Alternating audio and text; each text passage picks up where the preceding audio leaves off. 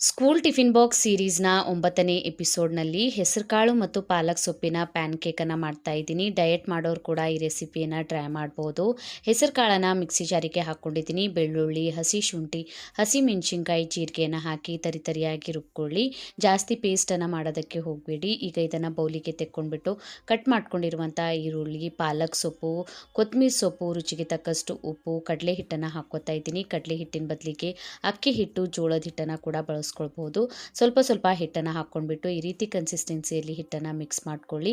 ಹಂಚನ್ನು ಬಿಸಿ ಮಾಡಿ ಈಗ ಈ ರೀತಿ ತಟ್ಕೊಂಡಿದ್ದೀನಿ. ಮೇಲ್ಗಡೆಯಿಂದ ಸ್ವಲ್ಪ ಎಳ್ಳನ್ನು ಹಾಕಿ ಮೇಲ್ಗಡೆ ಎಣ್ಣೆಯನ್ನು ಹಾಕಿ ಲಿಡ್ಡನ್ನು ಕ್ಲೋಸ್ ಮಾಡಿ ಎರಡೂ ಕಡೆಯಿಂದ ಸರಿಯಾಗಿ ಬೇಯಿಸ್ಕೊಳ್ಳಿ. ಹೆಲ್ದಿ ಮತ್ತು ಟೇಸ್ಟಿಯಾದಂತಹ ಪ್ಯಾನ್ ಕೇಕ್ ರೆಡಿ ಆಗುತ್ತೆ. ವಿಡಿಯೋನ ಸೇವ್ ಮಾಡಿ ಟ್ರೈ ಮಾಡಿ ನೋಡಿ. ಕಮೆಂಟ್ ಬಾಕ್ಸ್ ತಿಳಿಸಿ. ವಿಡಿಯೋ ಇಷ್ಟ ಆಗಿದ್ರೆ ಲೈಕ್ ಮಾಡಿ, ಶೇರ್ ಮಾಡಿ. ಇದೇ ರೀತಿಯ ವಿಡಿಯೋಸನ್ನು ನೋಡೋದಕ್ಕೆ ಇನ್ಸ್ಟಾಗ್ರಾಮ್ ಮತ್ತು ಫೇಸ್ಬುಕ್ ಪೇಜಿಗೆ ಫಾಲೋ ಮಾಡ್ಕೊಳ್ಳಿ. Thank you for watching.